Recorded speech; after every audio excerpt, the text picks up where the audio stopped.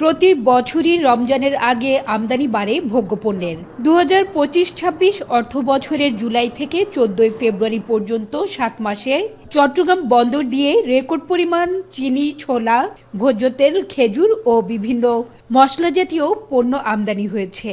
Chittagong customs হাউজের তথ্য মতে শিশু খাদ্য সহ 17 ধরনের নিত্যপণ্য আমদানির পরিমাণ প্রায় 28.5 লাখ মেট্রিক টন, যার মূল্য প্রায় 29,077 কোটি টাকা।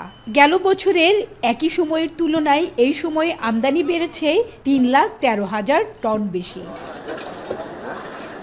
নিত্যপণ্যের মধ্যে পাম ও সয়াবিন মিলে 20,122 কোটি টাকার ভোজ্য তেল আমদানি হয়েছে। অপরিশোধিত সয়াবিন আমদানি কিছুটা কমলেও 7 মাসে গেল বছরের চেয়ে মোট ভোজ্য তেলের আমদানি বেড়েছে 1,22,000 টন। একইভাবে চিনি আমদানি বেড়েছে প্রায় দ্বিগুণ। তবে মসুর ডাল আমদানি কিছুটা কমলেও ছোলা ও খেজুর আমদানি বেড়েছে উল্লেখযোগ্য পরিমাণে। নতুন লাইফবয় অ্যালোভেরা শ্যাম্পু, চুল করে ন্যাচারালি স্ট্রং, মাত্র 2 টাকায়। আমরা যদি কম্পেয়ার করি চলতি অর্থবছরের 7.5 মাসে যে আমদানি হয়েছে সেটা বিগত অর্থবছরের 7.5 মাসের সঙ্গে কম্পেয়ার করলে অনেক বেশি আমদানি হয়েছে এবং আমাদের রাজস্বের পরিমাণও বেড়েছে। যেহেতু আমদানি বেড়েছে সেহেতু আশা করা হচ্ছে বাজার স্থিতিশীল থাকবে এবং দামও সহনীয় পর্যায়ে থাকবে।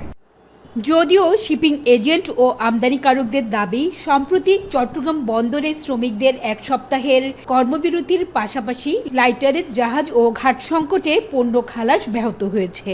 বর্তমানে বহির্নোঙরে 61টি মাদার ভেসেল পণ্য খালাসের অপেক্ষায় থাকলেও লাইটারের জাহাজ পাচ্ছে না অনেকেই, যার প্রভাব পড়েছে পণ্যের দামে। জাহাজগুলো মাল নিয়ে আসছে, ওগুলো যদি সঠিক সময় যদি পৌঁছাতে না পারে আর রোজার আগে যদি ওগুলো বিভিন্ন ডেস্টিনেশনে না পৌঁছায় তাহলে তো একটা সাপ্লাই চেনের একটা ব্যাঘাত ঘটবে। রমজানের জন্য যদি ওরা ওই জিনিসগুলোকে প্রেফার দিয়ে ঘাট এবং লাইটার যদি রমজানের পণ্যগুলোকে আগে ফোকাস করতো তাহলে হয়তো আপনার অনেক অংশে দাম কমে যেত।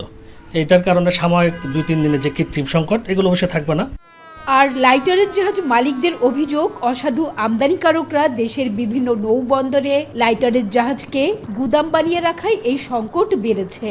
গুদামে সরকারের নজরদারি বেশি থাকায় অনেকেই লাইটারের জাহাজকে গুদাম হিসেবে ব্যবহার করছেন।